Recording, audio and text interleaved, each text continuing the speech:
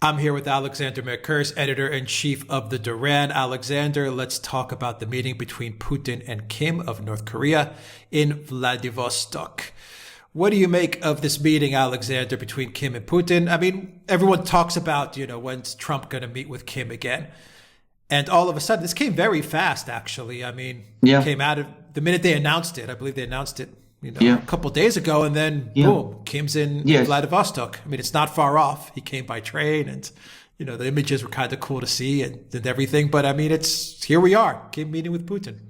It's a rather interesting event because, in fact, the Russians have been trying to persuade Kim to meet Putin and to come to Russia for quite a while now, for about a year. I mean, this meeting corresponds with a large economic conference that the Russians host every year in Vladivostok for the Far East Asian countries.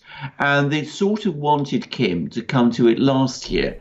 This is at the time when he was meeting the South Korean president and the Chinese president and eventually Donald Trump in Singapore. And Kim didn't come. And the Russians were, I think, a little disappointed and perhaps slightly irritated. And the good question is, why has it taken so long for this summit to happen? And why is it happening now?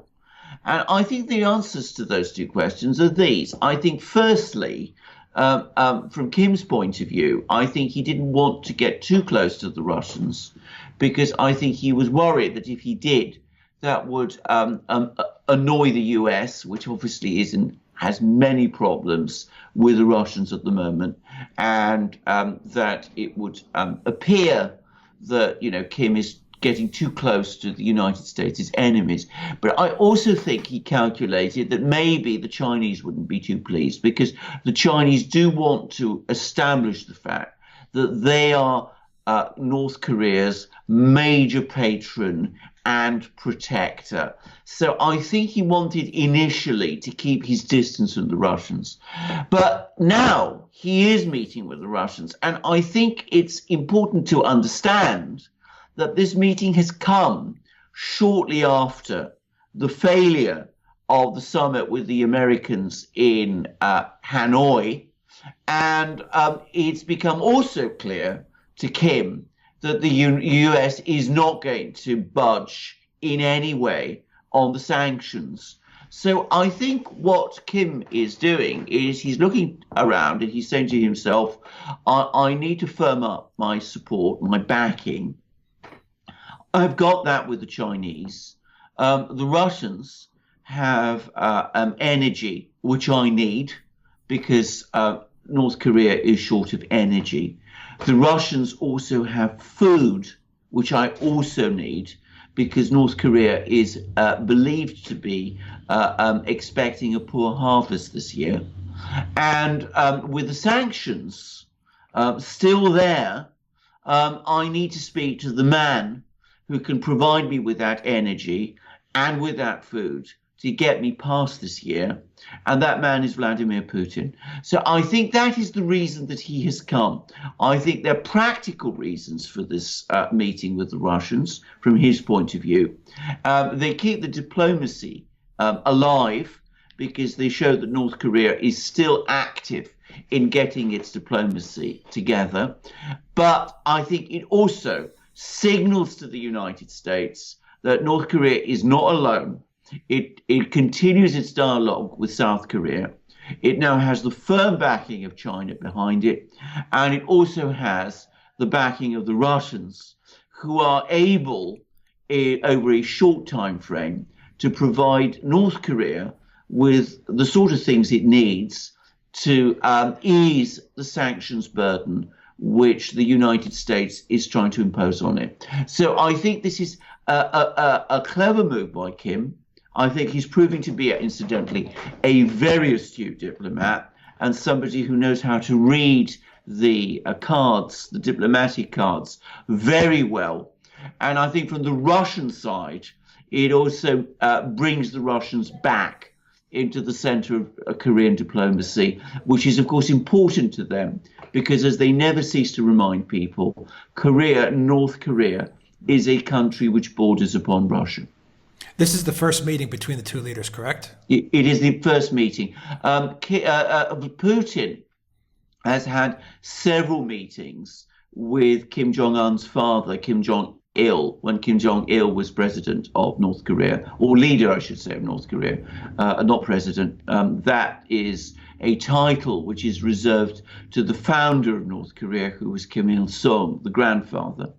And of course, Putin visited North Korea shortly after he became president of Russia. He actually visited North Korea in 2000 and met Kim Jong-il in Pyongyang. But this is his first meeting with Kim Jong-un. The Russians were very active in North Korean, in the diplomacy, the Korean diplomacy in 2017. They hosted simultaneously North Korean and South Korean parliamentary delegations, as I well remember, in the autumn of 2017. And they managed to get the two parliamentary delegations to exchange words with each other and even to meet each other to some extent. And that was one of the important initial bridges in getting North and South Korean dialogue underway. And the Russians have been continuously floating this project, which the South Koreans are very enthusiastic about, which is to build a gas pipeline through North Korea to South Korea, simultaneously solving North Korea's energy problems and South Korea's energy problems, because the South Koreans also want to have access to Russian gas.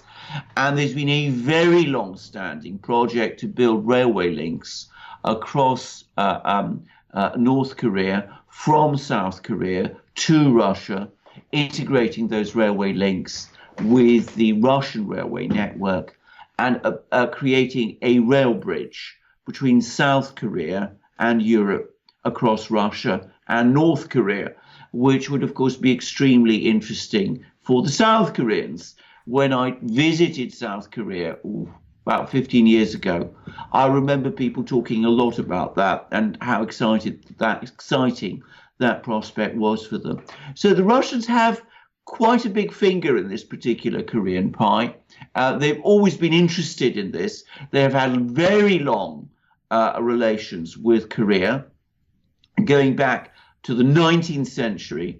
They have very good relations with South Korea. They've also had pretty good relations traditionally with North Korea. They've avoided having some of the issues with the two Koreas that China has, because China, of course, being the huge country, the two Koreas are both, to some extent, wary of. So from the Russian point of view, meeting Kim in Vladivostok enables them to bring themselves back into the diplomatic picture and to progress these long-term economic objectives that they've always had. So it's an obvious dialogue between Kim and Putin, and I'm sure they'll find that they have a lot to talk about with each other. Do you think that Kim sought the approval of China before he set up this meeting, and China gave the green light for the meeting to take place? No question. There's no doubt about that whatsoever. In fact, as I said, Kim needs to keep the Chinese on side. They are absolutely critical to this. So do the Russians. The Russians do not want to give the leadership in Beijing the idea that they're trying to sort of, get themselves in, steal a march on China by establishing independent relations with North Korea. I think the Russians fully understand the sensitivity of the Korean issue for China, and they made it very clear that in Korean diplomacy, it is China that will take the lead. And in fact, Putin has made clear that in the negotiations over the nuclear issue, it is the Chinese roadmap that Russia is supporting. And as soon as this economic summit, this economic conference, which Kim is attending, is over in Vladivostok, Putin is scheduled to fly to Beijing to attend the One Belt, One Road conference there and to meet with the Chinese leadership, to meet with Xi Jinping. And of course, he will be briefing him fully on all the things he and Kim Jong Un have talked about. So the Russians are playing an independent role. The North Koreans are playing an independent role, but both of them will be very careful to reassure the Chinese that this is all being done with China's knowledge, with China's agreement, and that they're not treading on any Chinese toes. So you do believe that Putin is going to discuss with Kim, how everything's going with South Korea and with North Korea and the negotiations there. And he is going to discuss with Kim the other side of it, which is North Korea and the United States, Kim and Trump as well, and the demilitarization, the denuclearization. You think Putin is going to touch on that, but he's not going to cross any lines as to get more involved in just more of like an advisory or consultant kind of approach. Right. It's if you look at world affairs, the Russians and the Chinese now work together very closely on lots of things. And it's, I think, become fairly clear that on some issues like Syria, the Chinese, there's a tacit agreement that the Russians will take the lead on those and the Chinese will support the Russians. On other issues like the Korean crisis, there's a tacit agreement that the Chinese will take the lead and that it will be the Russians who will be providing the support. Now, just as China's support for Russia in Syria is important to Russia, so Russia's support to China over Korea is important to China, because it's the Russians who will provide some of the essential economic linkages which in the end will bring the whole thing together. It is Russia, not China, that is the major energy producer, which is what the two Koreas are both looking towards. And of course, it is Russia that provides the bridge that might eventually be built that will connect the two Koreas with the rest of Eurasia and Europe. So the Russians are involved. They will certainly talk about the nuclear issue with Kim Jong Un. They will make very clear to Kim Jong Un that they are fully supportive of the Chinese roadmap, which Kim Jong Un is essentially signed up to. They have very good relations with South Korea, and they will be telling Kim Jong Un that they will do everything they possibly can to keep the South Korean side of this dialogue on track. So they have important things to say, but obviously both the North Koreans and the Russians understand that ultimately it is China which is the big power in this region. And finally, Alexander, how do you think the U.S. is going to react and is reacting to this?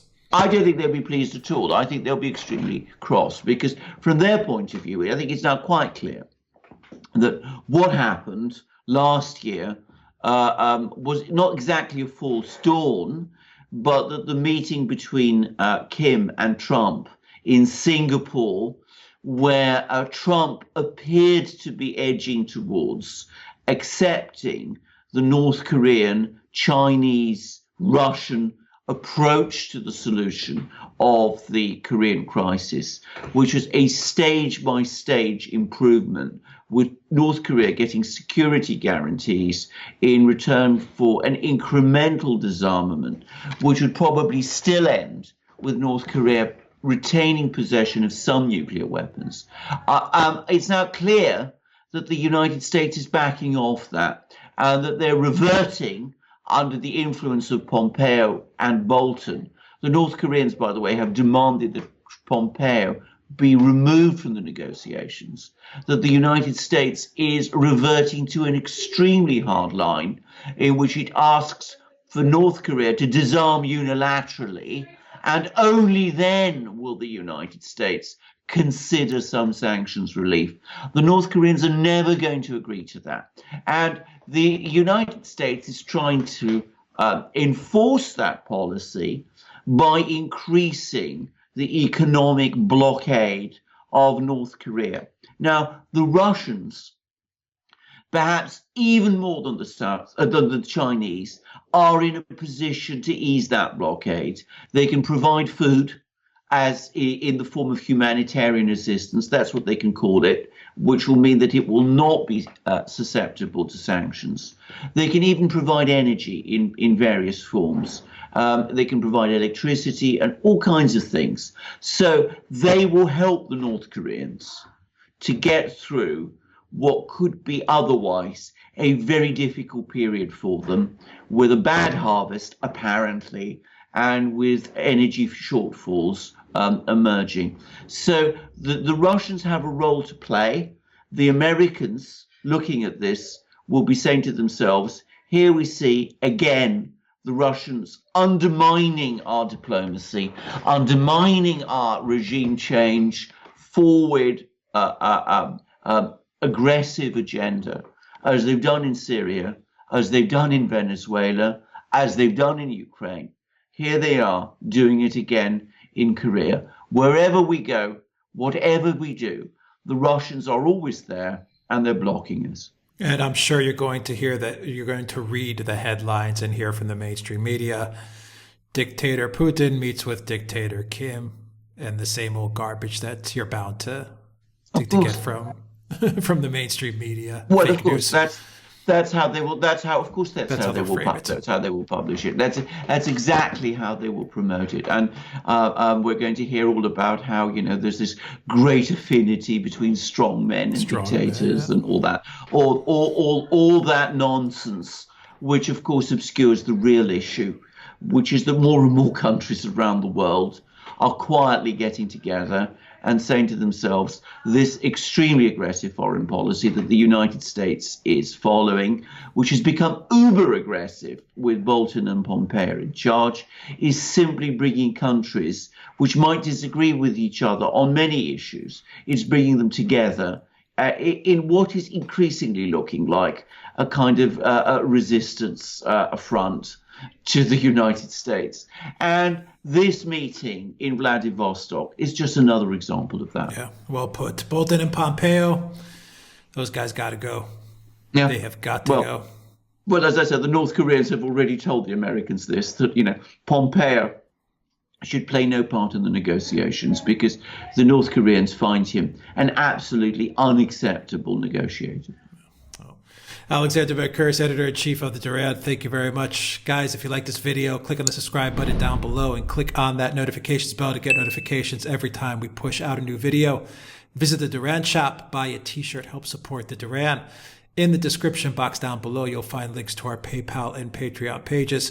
Please donate to the Duran. That really helps us out. You can get a copy of this video in audio format. Follow us on iTunes and SoundCloud. And go to theduran.com and see all the articles that Alexander is linking up to every day. And you can also follow us on Instagram, theduran_com. And if you want to get notifications, download the app, Blank Chat, and follow the Duran there as well. Alexander Mercouris, editor-in-chief of the Duran. Thank you once again. Until next time, take care.